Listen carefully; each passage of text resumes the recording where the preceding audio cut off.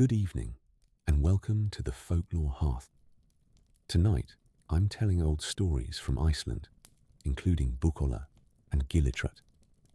Please like and subscribe, but only if you really enjoy what I do. Tell me where you're listening from and what time it is there. Dim the lights, put on a fan if you like some background noise, and get under the covers.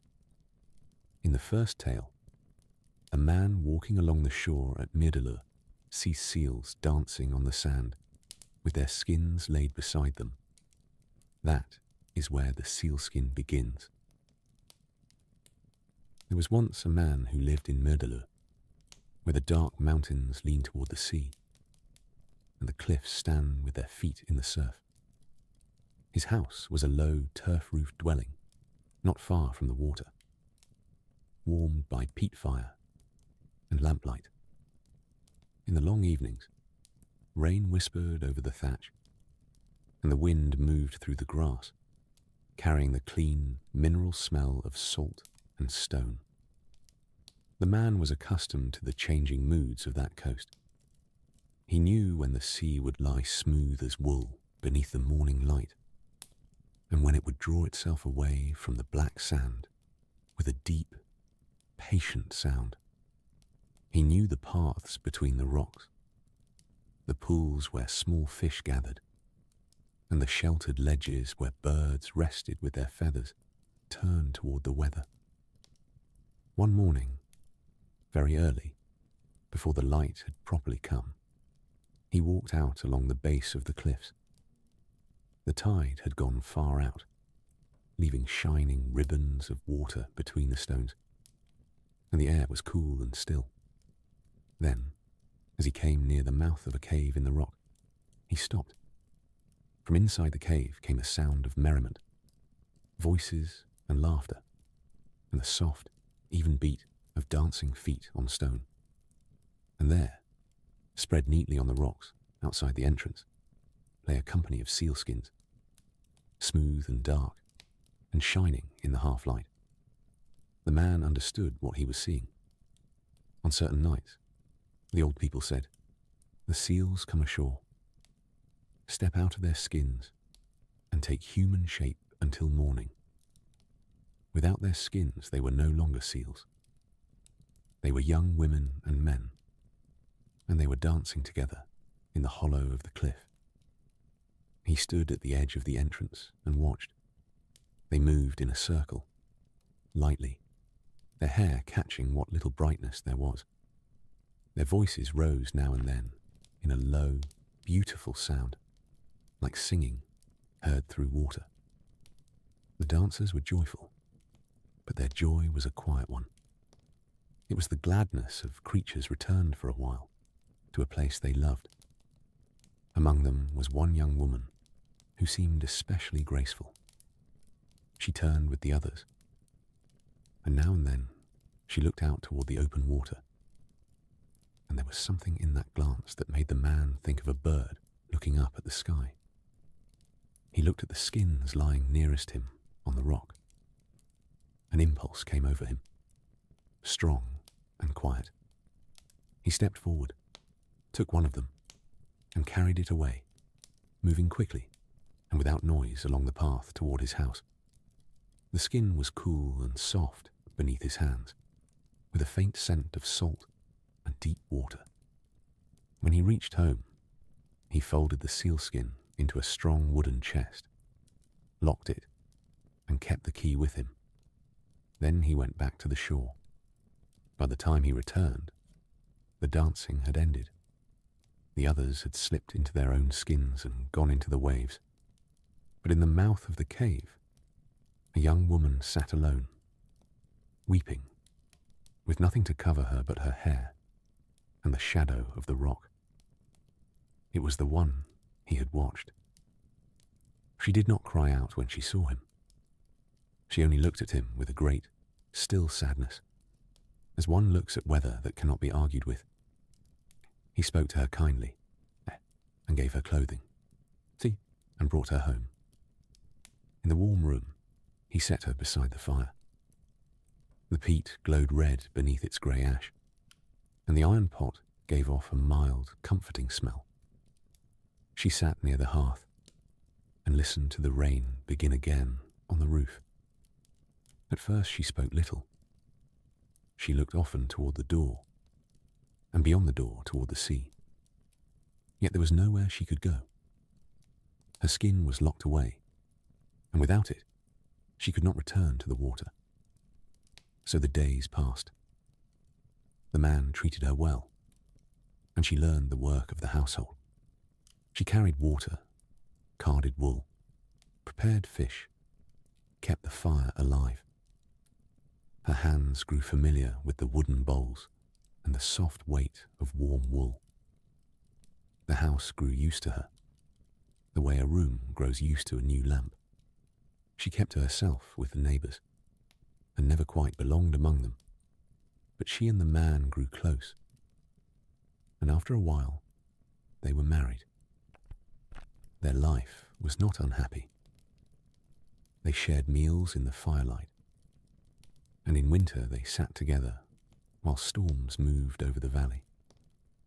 When the weather cleared, they walked among the grass and stones. She learned the paths, the names of the neighbouring farms, the habits of the sheep. She could tell by the colour of the horizon when the tide would turn. Still, she often sat with her face toward the sea. In the mornings, when the light came gently over the mountains, she would pause in her work and listen. In the evenings, she would sit outside with her shawl about her shoulders, watching the waves go dark beneath the sky. Sometimes she seemed to hear something no one else could hear. A calling under the wind, a familiar rhythm hidden in the water. The man noticed, but he did not speak of it. He loved her, and he was afraid of losing her. The chest stayed locked. The key stayed close to him, in his pocket by day and under his pillow at night. Years passed in the slow way that years pass beside the sea. The children came, first one and then another, until the house was lively with small footsteps and sleepy voices. They played near the hearth, built little boats from scraps of wood, and followed their mother down to the shore. She loved them deeply. She washed their faces, mended their woolen clothes, and sang to them in a language they did not fully understand.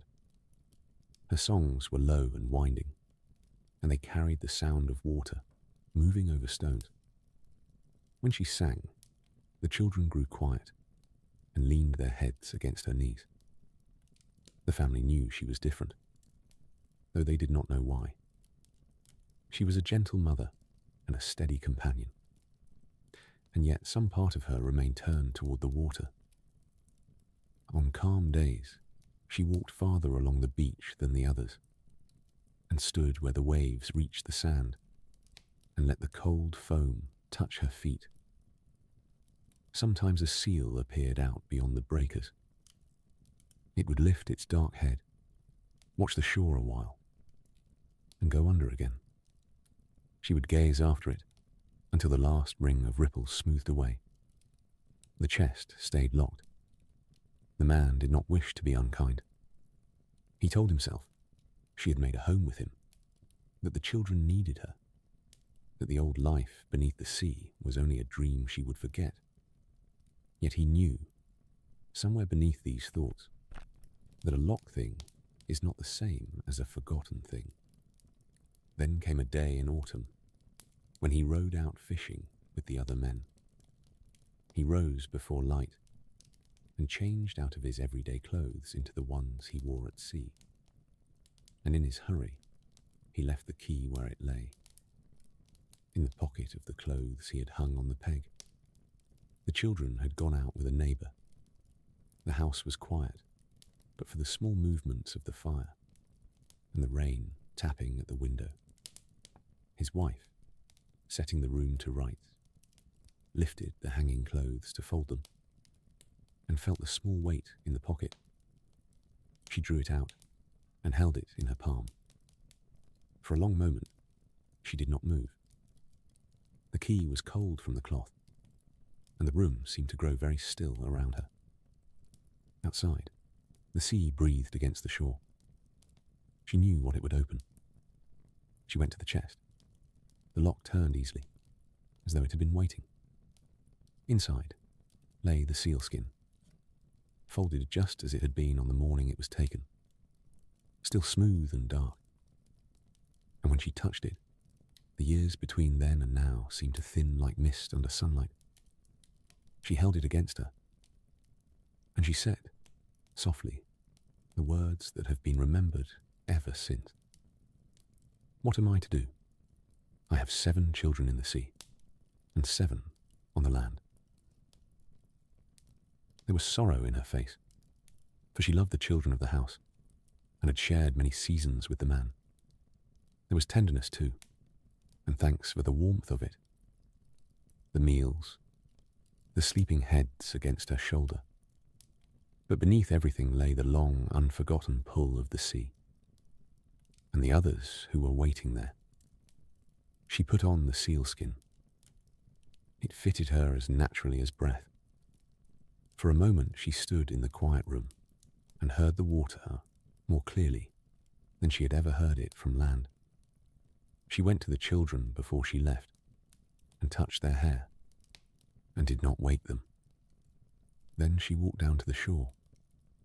The rain had stopped, and the clouds had opened over the valley, and a pale brightness lay on the black sand. She stood at the edge of the water and looked back once at the house, with its turf roof green beneath the light. Then she went into the sea. The water closed around her quietly. She slipped beneath the surface, and when she rose again, she was a seal, and she swam out past the first white line of foam, and turned once toward the shore. And after that, she joined the wide old life of the ocean. When the man came home, he understood at once. The chest stood open, and the key lay beside it. He went down to the beach, but the tide had already smoothed the sand, and though he searched until evening, he knew the sea had carried her beyond his reach. The children missed their mother. Their father cared for them, and the household went on. But it was changed. There were quiet places in the rooms where her voice had been, and the songs no longer rose beside the hearth. In the evenings, the children looked toward the water and listened. Afterwards, when the man rowed out to fish, a seal would often swim about the boat, keeping pace with the oars, watching him with dark and steady eyes. And it seemed to him that tears ran from them. From that time on, he had good fishing, better than any of his neighbours, and he never once lifted a hand against the seals. And when the children played along the shore, a seal would come in close and swim back and forth beyond the shallows, and it would leave things for them on the sand, bright little fish and pretty shells of many colours. They gathered them and carried them home in their skirts and pockets, and they were never afraid. They believed it was their mother, and perhaps it was, but she herself never came back to the land. The man would stand sometimes at the edge of the beach with his coat drawn close, watching the dark shape move beyond the foam, and he never tried to catch it. He knew now that love cannot be kept by a lock, and that the sea has its own claims, old as the moon and wide as the horizon. The years went on. The children grew tall, carrying with them the memory of a mother whose songs sounded like water, her warm hands, her quiet smile, the way she looked out past the surf. And whenever they went down to the shore, a seal was often there, waiting just beyond the waves. At dusk, when the light softened over Myrdalur, they would gather their shells and walk home. Behind them, the seal would linger a little while, dark against the silver water. Then it would turn and go under, leaving a widening circle and the gentle sound of the sea. The house grew quiet. Peat smoke rose into the evening. Rain rested lightly on the thatch, and the mountains held the last colour of the day. And far out beyond the shore, beneath the patient sky, a seal moved through the deep water, close enough to remember, and never far from home. That tale is finished.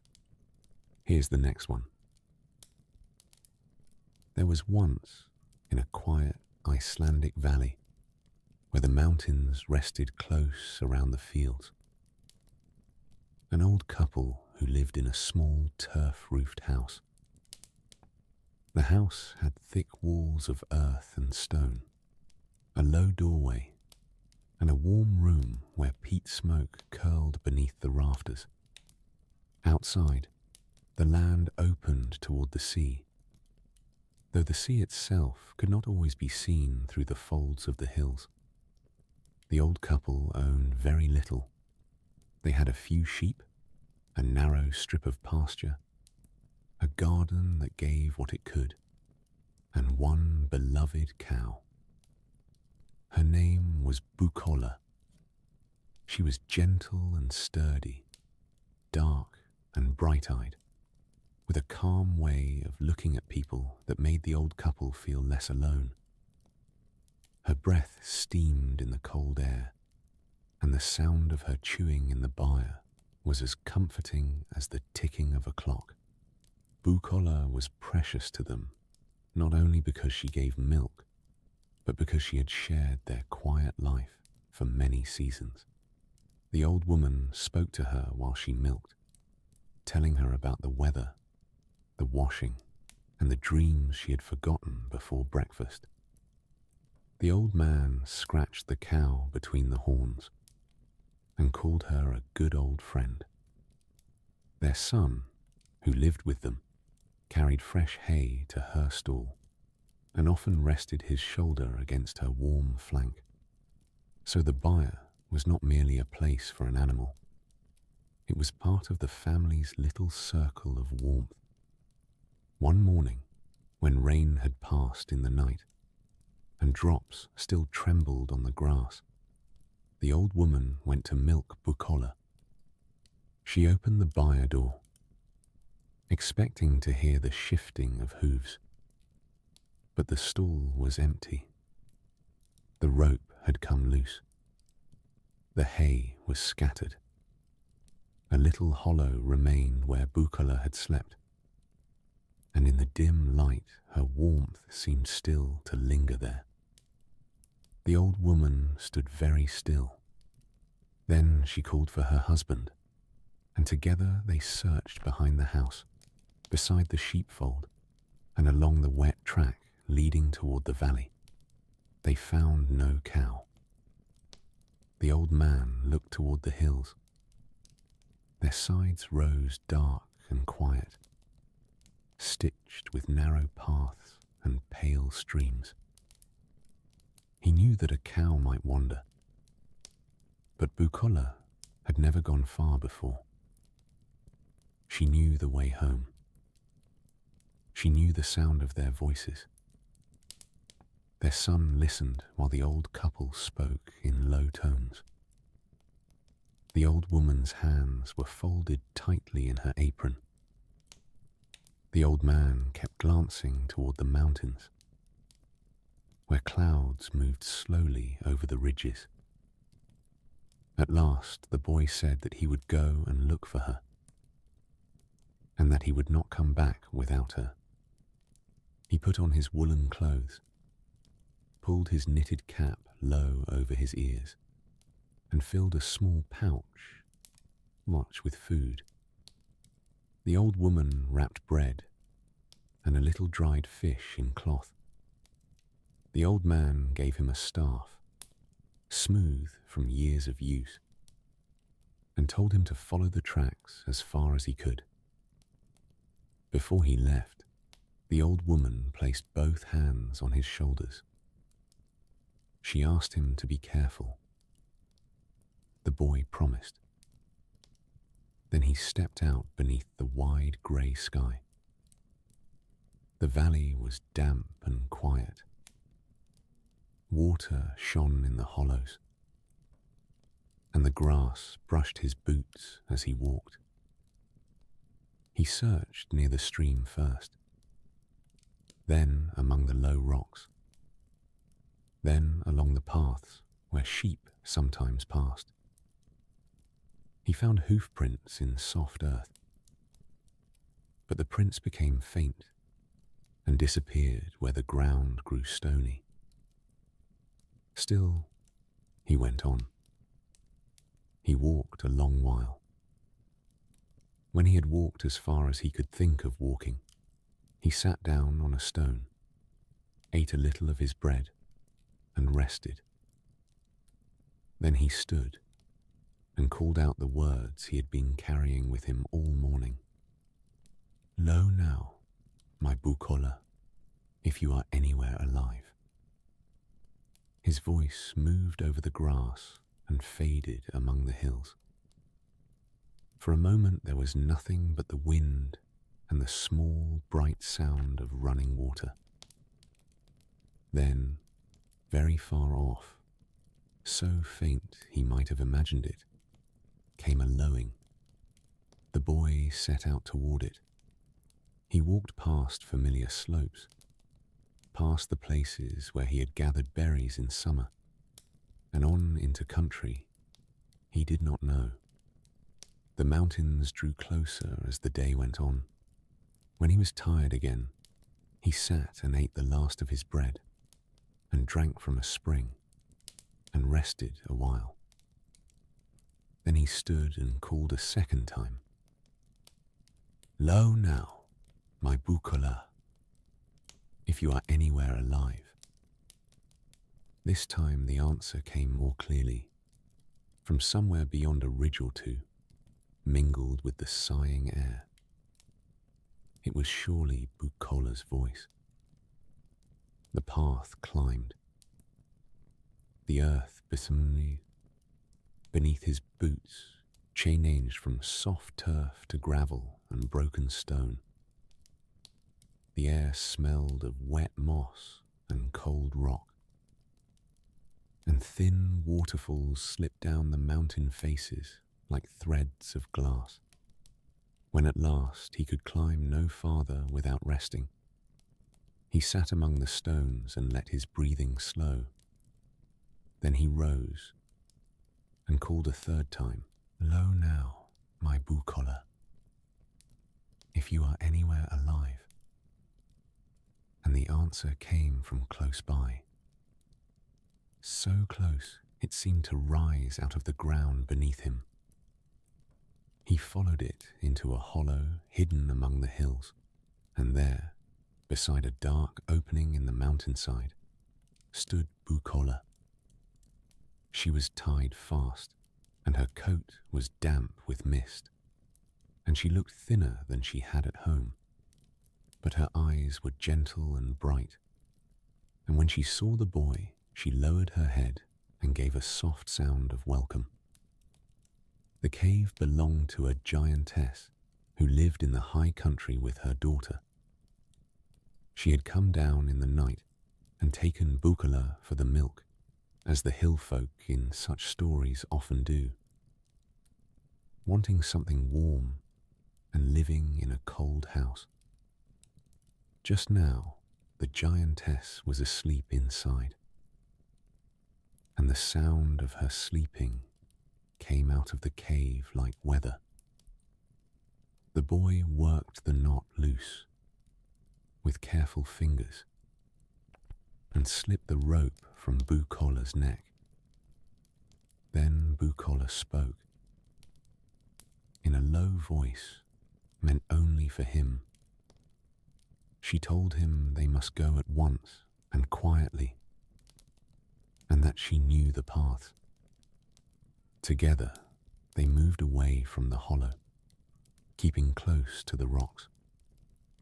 The boy walked beside her with one hand on her shoulder. Her body was warm beneath his palm, and her steady breathing gave him courage. For a little while, all was quiet. Then the ground behind them began to tremble with a heavy tread, and they knew that the giantess had woken and found the stall empty. The boy and Búkolla quickened their pace. They crossed a slope of grey gravel and came down into a broad valley of black earth. "Pull a hair from my tail," said Búkolla, "and lay it on the ground, and say what you would have it be." He did as she asked. He laid the hair down and said, "I lay this here, and I ask that it become a lake so wide that none may cross it but the birds flying over." The hair touched the earth, and water rose out of the ground and spread from hill to hill, calm and grey and very deep. Mist lifted off it, cool against the boy's face. On the far shore, the giantess came down to the edge and stopped. The boy and Búkolla went on, climbing toward a higher pass, and behind them the valley held nothing but the sound of small waves. But the giantess called her daughter and sent her home for the great bull that lived in their pasture, and the bull came down to the water and drank until the lake lay empty and shining, and there was nothing left of it but wet stones. The afternoon light softened. Clouds moved across the sun, and the hills turned the colour of ash and heather and old wool. The boy shared what he had left with Búkolla, though she ate only a little. Then he looked back and saw shapes moving far off on the slope behind them, coming slowly but steadily on. His heart grew heavy. Búkolla remained calm. "Pull another hair from my tail," she said, "and lay it down, and say what you would have it be." He did so, and said, "I lay this here, and I ask that it become a fire that none may pass." At once a wall of flame rose across the land between them. It burned without smoke, red and gold against the grey mountains, and its warmth flowed over the stones and touched the boy's cheeks. Though he and Búkolla stood safely beyond it, the giantess halted before it. They climbed on, and the path narrowed between cliffs, and evening began to gather in the hollows, while a pale glow still rested on the highest peaks. Búkolla walked more slowly now, and the boy spoke to her gently, the way his mother spoke while milking her at home. He told her that the old couple were waiting. He told her the byre was ready, and there would be hay beneath the roof, and the hearth would be warm when they came in. Búkolla listened, and her ears turned softly toward his voice. But the bull had come up to the fire and put it out, and the giantess came through where it had been. Her shape appeared again in the distance, closer than before, dark against the glowing horizon. The boy and Búkolla had reached a high, open place where the path led down toward the home valley, and there was no shelter near, and no water, and no fire left to hold anyone back. "Pull the third hair from my tail," said Búkolla, He drew it out with care and laid it on the ground. "I lay this here," he said, "and I ask that it become a rock so great that none may pass it but the birds flying over." The hair fell, and the earth began to rise. It gathered itself into a mountain, broader and higher than the hills around it, dark at the base and pale at the summit, until the path behind them was hidden altogether. The mountain stood quiet beneath the evening sky. The giantess reached its foot and could not cross. She searched for a way around, but the mountain ran far in both directions and joined itself to the older ridges. So she sent her daughter home a third time for the great auger they kept for boring stone, and she set its point against the rock and began patiently to turn it. She was still turning it when the night went by and the first light came over the ridges, and giantesses of that country cannot meet the morning. The light found her there with her hands on the auger, and it made her still, and it made her stone. She is part of the mountain now, and has been for a very long time, and the wind goes over her without waking her. The boy and Búkolla knew nothing of that yet. They only knew that the danger had gone out of the air behind them, and that the land seemed to breathe again. They did not hurry now. Together they came down through the familiar valley. The first stars appeared above the mountain shoulders. Frost silvered the grass, and the smell of peat smoke drifted toward them from home. At the edge of the fields, the old couple saw two figures moving through the dusk. The old woman went out first, calling the boy's name. When she saw Búkolla beside him, she lifted her hands to her face. The old man followed more slowly, laughing and wiping his eyes with the back of his sleeve. They led Búkolla into the byre. Fresh hay waited in her stall, and the old woman brought warm water. The boy told them what had happened, speaking quietly while the cow settled into her familiar place.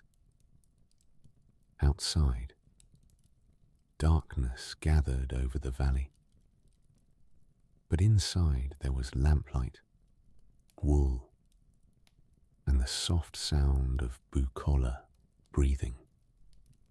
The old couple never lacked milk again. In the seasons that followed, Búkolla grew strong and glossy once more. The boy sometimes looked toward the distant hills, where the great mountain could be seen beneath the changing skies. In summer, it wore green slopes and patches of purple flowers. In winter, it gathered snow along its ridges. People who did not know the story only said that it was a fine old mountain, and that a certain crag near the top had something of a face about it, if you looked at the right hour. But no one in the little turf-roofed house spoke of that often. There were chores to do, wool to card, nets to mend, and milk to set cooling in the evening air. The old woman still talked to Búkolla while she worked. The old man still scratched her between the horns. The boy still carried hay to her stall and rested his shoulder against her warm flank. And when rain fell softly on the roof and the peat fire settled into glowing embers, The family listened to the familiar sounds around them. The low breathing of the cow, the quiet creak of leather, the wind moving over the grass, and the far-off murmur of the sea. So the house remained warm, and the byre remained full, and Búkolla came home each night beneath the pale Icelandic sky. In time, the story became one that people told beside their own fires, when the lamps burned low and the weather pressed gently against the walls. They remembered the boy who kept walking, the cow who knew the secret of the land, and the 3 small hares that became lake, fire, and mountain. Then the tale would grow quiet. The last coals would glow red beneath the ash. Wool blankets would be drawn close around sleeping shoulders. Outside, mist would move over the fields, and the mountains would keep their patient watch. And somewhere in the darkened byre, Búkolla would breathe slowly in her stall, safe at home, while the old couple dreamed of full pails, warm bread, and another peaceful morning, and now another, told the way it's always been told. There was once a farm called Bakki, lying beneath the wide Icelandic sky, where the sea wind came over the dark hills, and the rain often moved softly across the fields. The farm stood among low stone walls and weathered turf, with a roof that seemed to grow from the earth itself. In the evenings, peat smoke drifted from the chimney and settled into the still air. Sheep tucked their noses beneath their wool. The horses breathed warm clouds into the cold, and the long twilight rested over everything like a blue woolen shawl. At Bakki lived 3 brothers, Gisli, Eiríkur, and Helgi.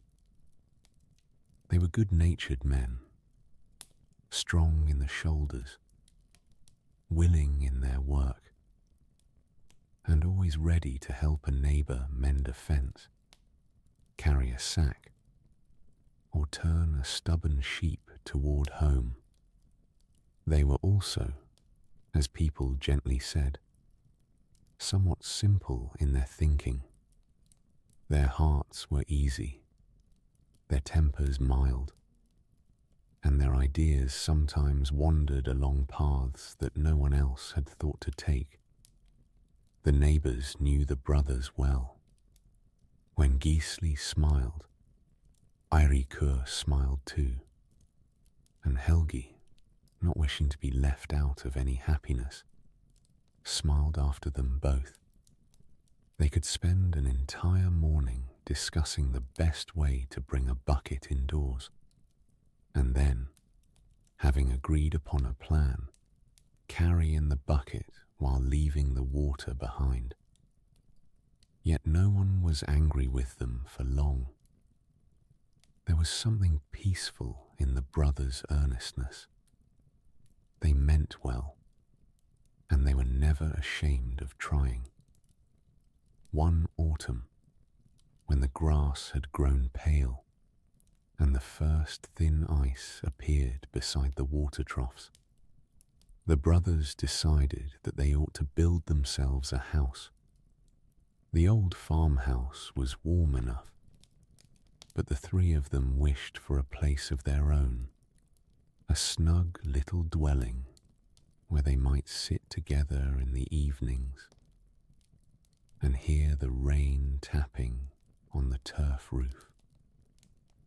They chose a gentle rise of ground not far from the farm. From there, they could see the sheep pasture, the distant line of the shore, and on clear days, a silver glimpse of the sea. They gathered stones from the hillside and cut blocks of turf.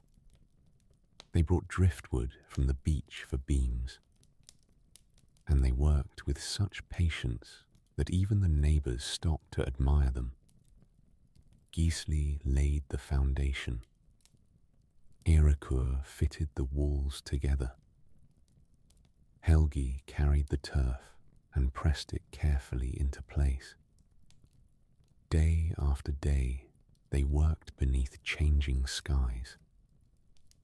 Sun one morning, mist the next, and often a steady rain that darkened the wool of their clothes and made the earth fragrant beneath their boots. At last the walls were finished. The brothers placed the beams across the top, covered them with turf, and smoothed the roof until it looked like a low green hill. They made a door from boards of driftwood, hung it on leather hinges, and stepped inside to admire their new home. It was a fine house, they thought. The floor was packed earth, the walls were thick, and there was room for 3 sleeping places, a table, a bench, and a small hearth. Gisli stood in the middle and nodded. Eiríkur ran his hand along the wall. Helgi sat down and listened to the gentle hush of the roof above him. But after a little while, Gisli said, "There is something missing." Eiríkur looked around. "A shelf?" "No," said Gisli. "A hook for the coats?" asked Helgi. "No," said Gisli again. They stood very still. The house was dim, though outside the afternoon was bright.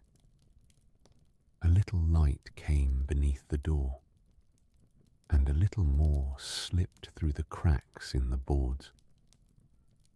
But most of the room remained shadowy and brown. Then Eiríkur understood. "We have forgotten the windows." The brothers felt troubled. They had built the walls so carefully that they could not bear to take them apart. They had no glass, and they did not know how to make a proper window. So they decided that, for the time being, they would simply bring the daylight indoors. The next morning dawned clear and pale. Frost lay over the grass, and the eastern sky brightened above the hills. Gisli opened the door and held out both hands. When the sunlight fell into his palms, he closed his fingers gently around it. "There," he said. "I have some." He walked carefully into the house and opened his hands over the floor. Of course, the sunshine slid away at once, spreading over the packed earth in a soft, narrow gleam. The brothers were delighted. "Quickly," said Eiríkur. "We must bring in more before it moves." So they went outside again. They cupped their hands and carried the brightness in, one careful handful after another. They filled their caps with sunshine, holding them level as they crossed the threshold. They fetched a sieve as well, believing that the light might catch and stay in its small woven spaces. They carried sunlight in their sleeves, in their aprons, and beneath their folded arms. Each time they stepped indoors, the bright air escaped. It slipped across the floor, climbed the wall, and vanished into the shadowed corners. Yet the brothers did not lose heart. They believed that they were making progress. By midday, the house had been entered and left more times than anyone could count. The door creaked gently on its hinges. Frost melted from the brothers' boots. Their woolen caps grew damp with the warmth of their heads, and their hands smelled of cold earth and dry grass. A neighbour passing along the track saw them moving back and forth. He watched Gisli carry a capful of sunshine into the house, followed by Eiríkur with his hands held together, and then Helgi with a sieve raised carefully before him. "What are you doing, friends?" the neighbour asked. "We are putting daylight in the house," said Gisli. "There are no windows," Eiríkur explained. The neighbour looked at the turf walls, the roof, and the open door. He understood what had happened, but he did not laugh harshly. He only rubbed his mittened hands together and smiled into the wind. "Perhaps," he said, "you might leave the door open." The brothers considered this. It was a sensible suggestion.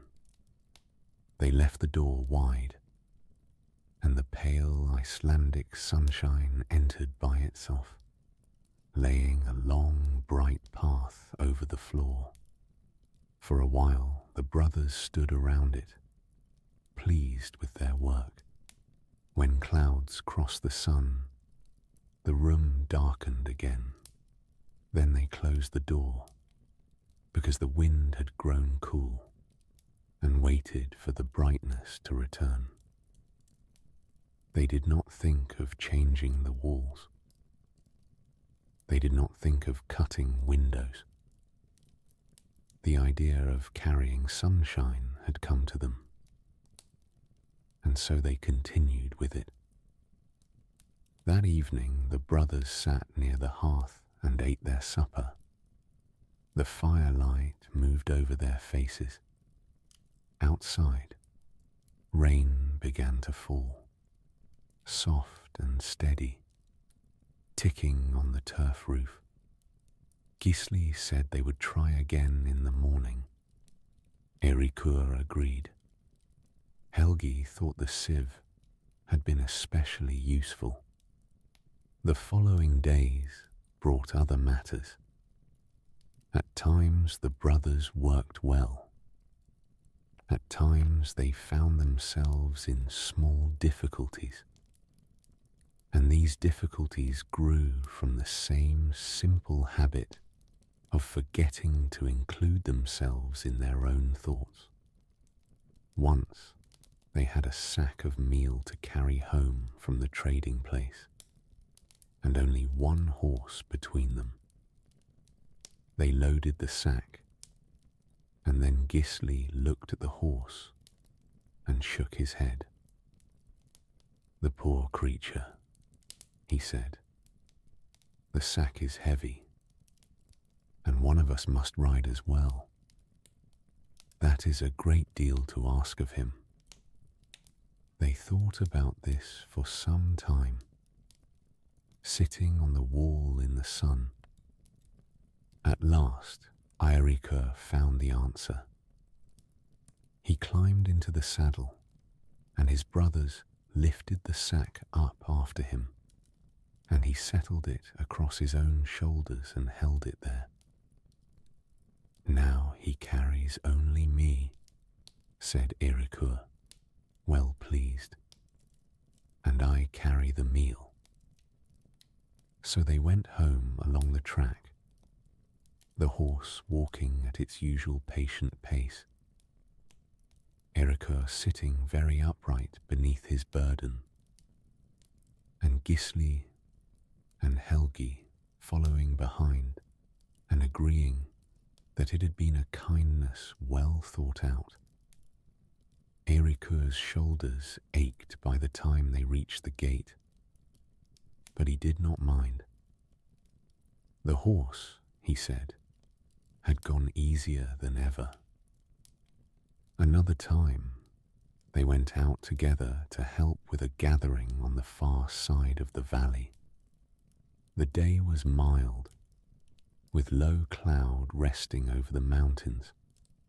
They crossed a stream, followed a path between stones, and arrived at a place where several people had made a little camp.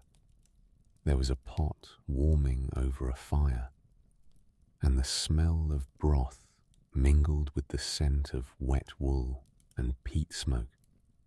The brothers stayed until the work was done. They helped stack bundles, led animals to water, and shared bread and dried fish with the others. As evening came, they set out for home, walking close together beneath the deepening sky. After a while, Gisli stopped. We should count ourselves, he said. We must be sure no one has been left behind. This seemed wise. The three brothers stood beside the path, where heather brushed their boots and small drops of mist gathered on their sleeves. Gisli pointed to Erikur. 1. Then to Helgi. 2. He looked around at the empty path. Only 2. Someone is missing. Erikur counted next. He pointed to Gisli. 1. Then to Helgi. 2. He looked worried. Gisli is right. There are only 2 of us. Helgi counted as well. He pointed to Gisli and Erikur and came to the same answer. They searched the roadside. They peered beneath a low stone wall. They looked back toward the distant camp, though the people there had already gone their separate ways. The brothers became quiet. The evening grew dim around them. A curlew called somewhere beyond the marsh, and the wind moved through the grass with a long, whispering sound. At last, a traveller came along the road. He was wrapped in a dark woolen cloak, and his horse carried a small bundle beneath its pack. Seeing the brothers standing so sadly, he drew rein. "Good evening," he said. "Is something amiss? We have lost one of our brothers," said Gisli. "There are 3 of us," Erikur explained. "But we can count only 2. The traveller looked at them for a moment. Then he pointed to a patch of soft, wet sand beside the path, where the stream had spread out and left the ground smooth. "Kneel down there," he said, "and each of you press your nose into the sand. Then count the marks you have made." The brothers thought this a very fine idea. They knelt in a row and pressed their noses carefully into the cool, damp sand.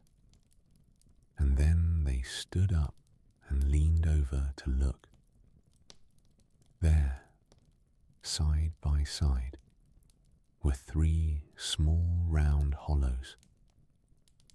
"1," said Gisli. "2," said Eiríkur. "3," said Helgi. They looked at one another with wet sand on their noses and joy on their faces. Nobody was lost after all.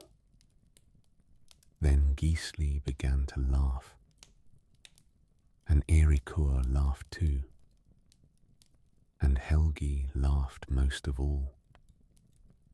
Their laughter rose softly into the mist, warm as breath in the cold evening. They thanked the traveller, who wished them a good night and rode on. And they continued home. From time to time along the way they counted again. 3 marks, 3 brothers, and each time they felt reassured. Yet, as the neighbours later discovered, the lesson did not remain with them for very long. The next time they wished to count themselves, they forgot once more.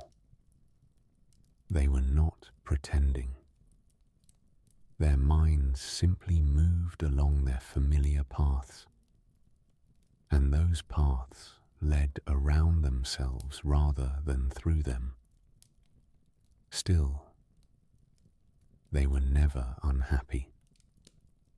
If the house remained without windows, they opened the door when the weather allowed and sat in the sunlight. When rain came, they lit the hearth and listened to the drops upon the roof. If they forgot how many brothers were walking home, a traveller or neighbour reminded them. If they carried sunshine in their caps, someone gently suggested the open door. The people of the valley remembered these things for many years. They told the stories beside warm stoves, while wind moved over the roofs, and horses shifted quietly in their stalls. They laughed, but their laughter was fond. For Gisli, Eiríkur, and Helgi had never harmed anyone. They had only gone through the world with a little less certainty and a little more wonder than most. And so, when evening came to Bakki, the 3 brothers would sit together in their dim turf house. Their coats hung from the wall, their boots steamed beside the hearth, and a lamp made a small golden circle on the table. Outside, the hills faded into mist. Inside, the brothers shared their supper and talked about the day. Sometimes one of them would say, "We are 3." Sometimes another would answer, "Let us count." They would touch one shoulder, then another, and finally their own. If they remembered, they smiled. If they did not, they smiled anyway. Beyond the door, the Icelandic night stretched wide and quiet, carrying the scent of wet turf and the far sound of the sea. The roof held firm. The fire settled into embers. 3 brothers rested beneath the same roof, safe in one another's company, while the neighbours' kindly laughter drifted through the years like a warm note in a familiar song. And there, they remained, never much wiser, perhaps, but never without contentment, while the long northern darkness passed gently over Bakki and the first pale light of morning waited beyond the hills. The night is quiet, and so are we. Our next story begins softly now. There was once a young farm wife who lived with her husband on a lonely Icelandic farm, where the land opened wide beneath a pale sky, and the mountains stood quiet beyond the fields. Their turf-roofed house rested low against the weather, its walls green with moss, its windows small and bright. Inside, peat smoke curled toward the rafters. Wool hung drying near the hearth, and the wooden distaffs and spindles waited in their familiar places. The young wife was kind in many ways, and she was pleasant company through the long evenings. But she was not fond of work, and the tasks of the house had a way of drifting past her. The water fetched a little late, the mending set aside for another day. Of all the work on the farm, there was one thing she could not bear at all. She hated spinning. The wool seemed to her endless. It clung to her fingers and asked for patience hour after hour. When she sat beside the lamp and drew the fibers into a thread, the thread broke. When she tried again, the spindle wobbled, rolled away, and came to rest beneath a bench. The more wool there was, the heavier her heart became. Her husband was a patient man, but winter would come whether the wool was ready or not, and he knew it. So one day in the spring, he carried in a great sack of wool from the storehouse and set it down beside her chair. "Here is the summer's work," he said, gently enough. "Spin it and weave it into cloth before the summer is out, and we shall be well clothed against the dark months." She said that she would. In Iceland, every season has its work, and no one can ask the cold to wait. Still, she put off the spinning, finding other things to do, until summer had begun to slope toward its golden end. One afternoon, when the wind had softened and the sheep were scattered like little white stones across the hillside, the young wife carried the sack outside and sat down with the wool heaped beside her. The sun shone low over the sea. The grass smelled warm, though the air already carried a hint of autumn. She pulled at the wool without pleasure, and at last she laid it down. Then she noticed a woman standing some distance away. The woman was very tall. Her head rose above the fence posts, and her shoulders were broad beneath a dark, weather-worn cloak. Her face was strange and solemn, yet not fierce. Long hair fell around it, the colour of wet earth and peat. She seemed to have come down from the hills, for her boots were dusted with pale gravel, and her cloak carried tiny sprigs of heather. The young wife stood, uncertain whether to greet her. The great woman approached slowly, making no more sound than the wind makes through grass. "Why do you sit so sadly?" she asked. The young wife looked at the wool.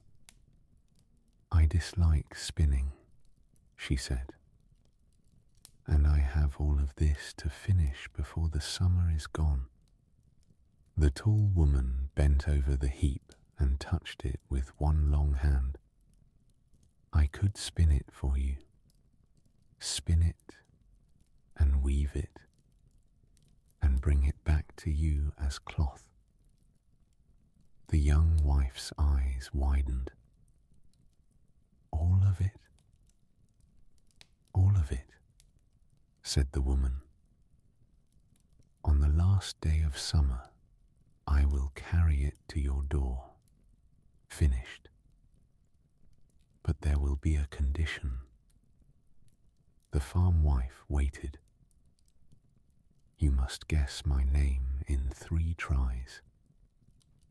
If you name me, the cloth is yours, and I will trouble you no more. But if you do not name me, you must go away with me." The words settled between them, quiet as snow. The young wife thought of the wool, of the long evenings, and of the approaching winter. She thought too of this woman, who looked as if she belonged to the hills rather than to any human household. Yet the promise seemed so wonderful, and the condition so small a thing, that she agreed. The tall woman gathered the whole sack into her arms, as though it weighed nothing. "When the summer ends," she said, "you shall name me." Then she turned and walked toward the uplands. Soon she was only a dark shape among the rocks, and then she had vanished altogether. For a long while the young wife was delighted with herself. The great trouble of the summer had been lifted off her shoulders in a single afternoon, and she went about the house light-hearted, humming, thinking of the fine cloth that would arrive with nothing asked of her but 3 little words. Whole weeks went by, in which she scarcely thought of the bargain at all. But the light began to change. The nights lengthened. The low sun touched the hills with amber, and the first frost shone on the grass in the mornings. Nothing came from the hills, no bundle, no visitor, no sound of heavy boots in the yard. Only the sheep moving over the slopes, the rain coming and going, and the days growing shorter, one after another, each one carrying the last day of summer nearer. Then the young wife began to be afraid. She tried to imagine the tall woman's name. Perhaps it was something ordinary, like Anna or Gudrun. Perhaps it was an old hill name, carried down from people who had lived beside the lava fields long before the farm was built. She made lists in her mind while she kneaded dough and swept the floor. She whispered names as she folded blankets. None of them felt right, and none of them stayed with her. She grew quiet. She ate little.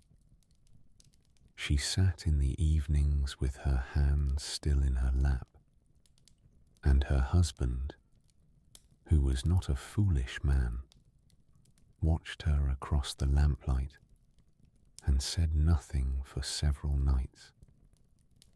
At last he said, "What weighs on you?" She told him everything. The meeting in the field, the sack carried away up the hillside, the promise of cloth, the 3 guesses, and the condition. He listened without interrupting, and when she had finished, he sat a moment turning the strap he had been mending over in his hands. Then he put on his woolen cloak and his boots. "I will walk for a while," he said. "Perhaps the hills will give us something." The day was cool and clear. He followed a path that climbed away from the farm, over soft ground and among scattered stones. Sheep watched him from the slopes. Ravens crossed the far sky, and the wind carried the clean mineral smell of the highlands. He walked slowly, thinking of names. Names he had heard beside winter fires. Names belonging to hidden people, to caves and springs and ancient mounds. Not one of them seemed to fit the great woman in the dark cloak. Near evening, he came to a grassy mound. It was round-backed and green, with a small opening in its side, and heather grew about the entrance. He might have passed it without a second look, but from inside the mound came a sound. It was singing. The voice was deep and steady, and it kept time with the turning of a spindle. Through the thin wall of earth, he could hear the soft whir of thread being drawn and twisted. Very fast, faster than any hands he knew. The song whirred and fell like a work song, simple and old, and the words of it went, "Hi, hi, ho, ho." The good wife does not know. The good wife cannot see that Gilitrutt is the name of me. The husband stood very still. He did not move closer, and he did not call out. He said the name over twice to himself, and then, because a name is a slippery thing to carry down a mountain in the dark, he took a scrap of paper from his pocket and wrote it there. Then he waited until the singing faded and turned home beneath the evening sky. By the time he arrived, the lamp had been lit. His wife sat near the hearth, her hands folded, and the room smelled of peat smoke, wool, and warm bread. He sat down beside her and put the scrap of paper into her palm without a word. She unfolded it and read the name, and read it again, learning its shape. "Gilitrutt," she said very quietly, and she folded the paper small and kept it. The last day of summer came grey and still. The young wife did not go outside. She lay down on the bed with her face toward the wall, as though she were unwell, and her husband kept near the door. At midday, the house darkened. There was a heavy step in the yard, and the tall woman came in, stooping under the doorway with a great bolt of cloth in her arms. She set it down on the floor. It was fine cloth, evenly woven, better than anything made on that farm before or since. "Your wool is finished," she said. "Now, tell me my name." The young wife sat up. The room was very quiet. "Are you called Signy?" she asked. "It might be," said the tall woman. "Guess again, good wife." And there was something almost pleased in the way she said it, as though she were being handed a gift by degrees. "Are you called Asa?" "It might well be," said the tall woman. "Guess once more." She leaned a little closer, and the floorboards spoke under her weight, and the lamp flame bent. The young wife took a breath. Somewhere beyond the walls, a sheep called softly. "Then you are called Gilitrutt," she said. For a moment the great woman did not move at all. Then she gave such a start that the whole room seemed to shudder with her, and the dishes rang on their shelf, and the lamp went out. When the husband had found the light again, the doorway was empty. Away over the pale grass, they saw the dark cloak going up toward the hills, quickly growing smaller among the rocks, until the mist gathered and there was nothing to see. Gilitrutt never came to that farm again, and no one ever heard of her nearer than the old songs. The young wife carried the cloth inside and laid her hands on it for a long time. There was enough for warm clothing, enough for blankets, enough for whatever the winter might ask. After that day, something changed in her. She no longer avoided the spindle.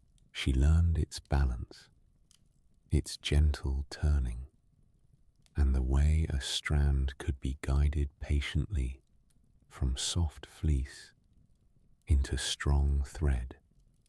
She spun in the mornings after the animals were fed, in the afternoons when rain blurred the windows, and in the evenings beneath the steady glow of the lamp.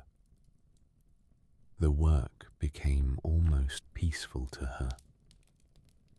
She listened to the wind along the walls, the kettle warming on the hearth, and the small sounds of the household settling into night. Her fingers moved with growing skill. The spindle turned, paused, and turned again. People from the neighboring farms began to notice. They saw the yarn she made, even and bright, and spoke of her diligence. and before long she was known as the most careful spinner in the district. In winter, when the darkness rested over the land for long hours, her wool still ran smooth beside the fire. Sometimes when the wind came down from the hills, she remembered Gilitrutt, the quiet hands, the bolt of cloth set down on the floor, the hidden song beneath the grassy mound. She never spoke of it carelessly. It stayed a secret, touched with wonder, like a footprint found in fresh snow and gone by morning. Years passed over the farm. The turf roof was repaired. The sheep were shorn.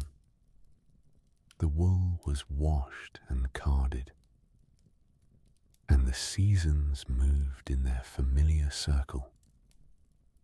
The young wife went on spinning, not because she was afraid, but because she had come to like the calm of patient work.